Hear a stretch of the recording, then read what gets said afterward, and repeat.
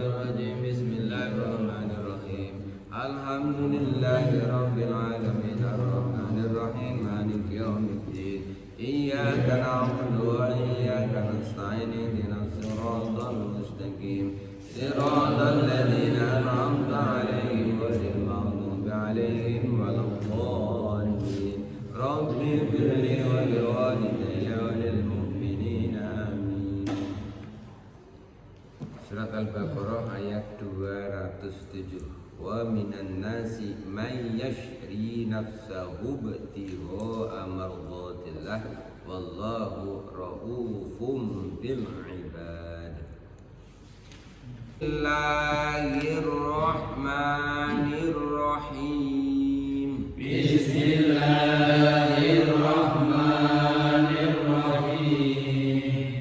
Wa minan nasi man yashri nafsahu ibtigha'a mardatillah Wa minan nasi man yashri nafsahu ibtigha'a mardatillah wallahu raufum bil ibad. Wallahu raufum bil ibad. Baik, kita sampai pada surat Al-Baqarah ayat 207. Wa minan nasi, dan di antara manusia, di antara sekian banyak manusia, man, ada orang, yashri, yang dia mengorbankan, nafsahu, dirinya, mengorbankan apa yang dia miliki, ibtigha'a, dengan tujuan untuk mencari mardatillah, keridhaan Allah Subhanahu wa taala. Wallahu, Allah itu raufun, maha penyantun, bil ibad, dengan hamba-hambanya. Ayat ini merupakan di antaranya jaminan dari Allah. Allah menjaga agama ini di antaranya dengan cara selalu saja ada orang dimanapun berada, itu pasti akan ada orang yang mau berkorban untuk mencari keridhaan Allah, berkorban untuk membela agama Allah. Asbabun nuzul atau sebab turunnya ayat surat Al-Baqarah ayat 27 ini berkaitan dengan sahabat Nabi yang namanya Suhaib bin Sinan Ar-Rumi, lebih lengkapnya. Ar-Rumi itu menunjukkan bahwa Suhaib bin Sinan ini berasal dari Romawi, Roma. Suhaib ini termasuk satu di antara 10 sahabat Nabi yang awal-awal masuk Islam. Ada hadis yang diriwayatkan oleh sahabat Anas yang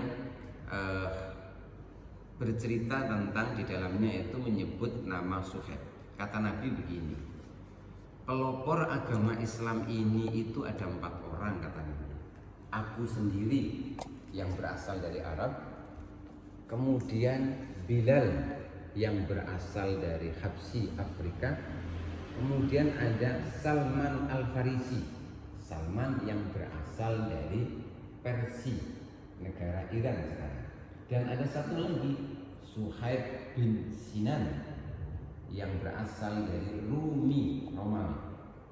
Jadi Nabi itu seakan-akan itu sudah meramal bahwa agama Islam itu nantinya akan menyebar kemana? Habsi, Afrika, Farsi, Persia, Iran sekarang, kemudian Romawi. Nah, berkaitan dengan Suhaib ini, jadi Suhaib ini mirip-mirip dengan Bilal. Dia berasal dari Romawi, dia berasal dari bangsa priyayi lah kalau di kita itu, memang orang bangsawan begitu. Seperti halnya Bilal. Jadi Bilal itu dari Afrika itu datang ke Arab karena mendengar ada seorang nabi. Dia kepengen belajar, tapi di Arab itu dia nggak punya saudara. Dalam keadaan bingung nggak punya saudara itu, dia dibohongi orang. Hingga singkat cerita, Bilal itu kemudian dijual sebagai budak. Aslinya Bilal itu datang bukan budak. Nah, si Suhaib bin Sinan ini juga mirip-mirip begitu. Jadi dia adalah orang bangsawan sebenarnya.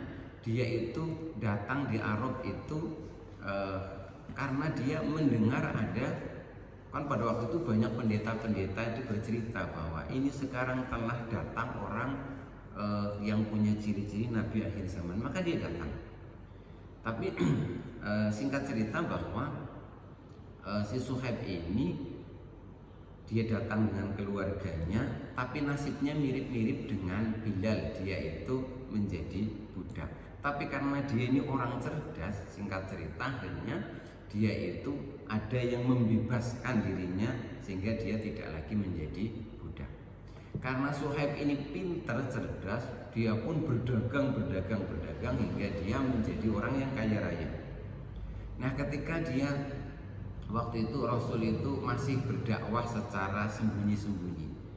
Nah, si Suhaib ini termasuk yang masuk Islam, bahkan disebutkan termasuk 10 orang yang awal masuk Islam. Pada waktu itu Nabi itu masih berdakwah sembunyi-sembunyi di rumah Arqam, di Darul Arqam namanya itu. Ini juga termasuk yang aktif mengikuti. Jadi termasuk yang awal-awal masuk Islam. Nah, dalam sejarah itu kita mengetahui bahwa karena pada masa-masa dakwah awal itu pengikutnya belum banyak dan Rasul banyak mendapatkan tantangan, Nabi akhirnya hijrah ke Madinah.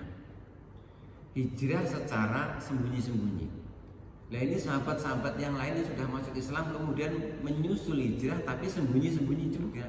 Termasuk si Suhaib bin Sinan Ar-Rumi ini.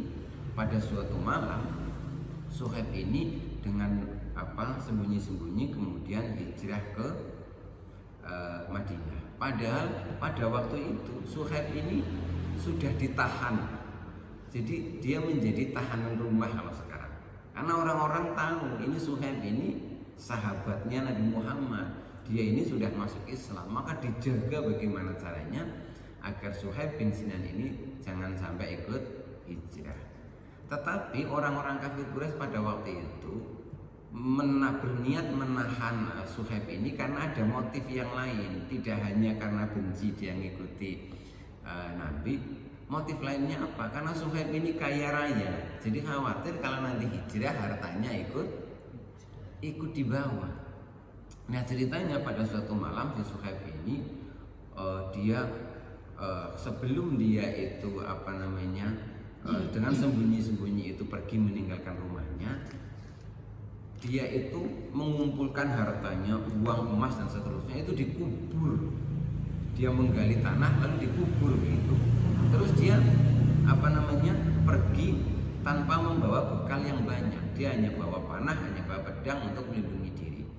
Akhirnya dia berhasil lolos dari kepungan. Jadi orang-orang yang ngepung rumahnya itu pada tidur. Tetapi keesokan harinya orang kafir Quraisy ini begitu mengetahui Suhaib ini kabur, maka buru-buru kemudian dikejar. Hingga singkat cerita Suhaib ini kesusul. Suhaib ini naik ke atas bukit, kemudian orang kafir Quraisy ini mengepung di bawahnya. Nah, disitulah terjadi dialog. Dari atas Suhaib itu berkata, kalian tahu aku ini jago pemanah. Kalau kalian memaksakan diri perang denganku, pasti kalian akan ada yang mati saya panah. Kalian juga tahu kan aku ini pandai main pedang. Kalau kalian memaksakan diri perang denganku, pasti juga kalian akan ada yang mati. Kemudian orang kafir Quraisy ini berkata, sesungguhnya kami tidak ingin perang denganmu. Lalu apa yang kau inginkan? Kami hanya ingin hartamu. Kemudian Suhaib berkata, apakah kalau hartaku kuberikan kepadamu, engkau akan memberiku jalan, akan membiarkanku hijrah ke Madinah ikut Nabi?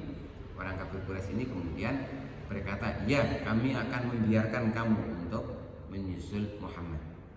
Maka singkat cerita, Suhaib ini kemudian memberitahu dan memberikan seluruh hartanya kepada orang kafir Quraisy ini. Kemudian dia pun menyusul hijrah ke Madinah.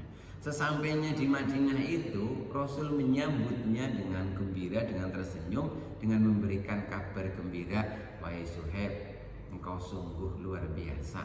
Engkau disanjung-sanjung oleh Allah Subhanahu wa taala. Turunlah ayat ini. Wa minan nasi may yashri nafsahu. Jadi di antara manusia itu akan ada manusia yang mengorbankan dirinya, mengorbankan apa yang dia milikinya, ibtihu amaratillah, hanya karena ingin mencari ridho Allah Subhanahu wa taala. Ini terjadi pada zaman Rasulullah SAW. Nah, ayat Quran ini kan berfungsi untuk sampai akhir zaman. Maksudnya apa yang bisa kita pahami, bahwa pada setiap zaman dimanapun itu akan selalu ada orang-orang yang peduli untuk membela agama ini dengan cara entah dia mengorbankan hartanya, entah dia mengorbankan pikirannya, tenaganya, atau apapun. Artinya Allah akan menjaga agama ini dengan cara apa? Allah akan memilih hamba-hambanya yang istimewa itu untuk menjadi pejuang-pejuang. Jadi tidak perlu khawatir, dimanapun berada itu dilalah akan selalu ada orang yang peduli dengan agama Allah. Dikala kebanyakan orang itu mungkin sibuk dengan urusan pribadinya, hanya mengejar kepentingan pribadi, ya akan selalu ada saja orang-orang yang yasri nafsahu ibtiho'a mardotillah. Dan orang-orang yang seperti ini tergolong orang-orang yang istimewa. Ya mudah-mudahan panjenengan semuanya ini termasuk orang-orang yang istimewa. Artinya apa?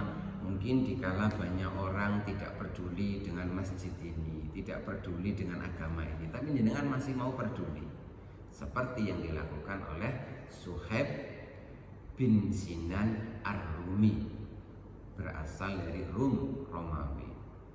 Jadi ayat ini berkisah seperti itu. Jadi tenang saja, kalau kita memperjuangkan agama Allah pasti mengkoyen duwe kanca, intinya seperti itu ya. Jadi Nabi itu dalam berdakwah itu ya tenang, karena apa? Karena dijamin oleh Allah Subhanahu wa taala pasti tidak akan sendirian. Misalkan selain Suhaib ada Abu Bakar. Abu Bakar ini kan juga orang kaya raya. Yang saking apiknya Abu Bakar itu, ketika Nabi misalkan mengumpulkan para sahabat, kemudian mengumumkan kita ini akan perang, kita akan butuh biaya begini gitu. Itu Abu Bakar itu selalu ngacung yang pertama. Jadi Abu Bakar itu tidak pernah merasa khawatir ketika dia memberikan hartanya untuk keperluan Rasul, nggak pernah khawatir mengkona aku miskin itu bagaimana, seperti itu. Karena begitu kuatnya keyakinannya bahwa harta itu sebenarnya adalah Allah yang mengatur. Makanya kemudian disebutkan bahwa ketika kita bersedekah, kita mengeluarkan sebagian harta kita untuk kepentingan Allah, harta kita sebenarnya itu tidak berkurang, tapi itu bertambah. Sekali lagi mudah-mudahan kita bisa meniru, bisa menjadi seperti Suhaib bin Sinan Ar-Rumi, termasuk sahabat Nabi yang istimewa karena dia apa? Mengorbankan dirinya, maksudnya mengorbankan harta yang dia miliki untuk mencari ridho Allah Subhanahu wa taala. Insyaallah kita lanjutkan lagi besok pada ayat 208 dengan tema yang berganti lagi. Terima kasih. Wassalamualaikum warahmatullahi wabarakatuh.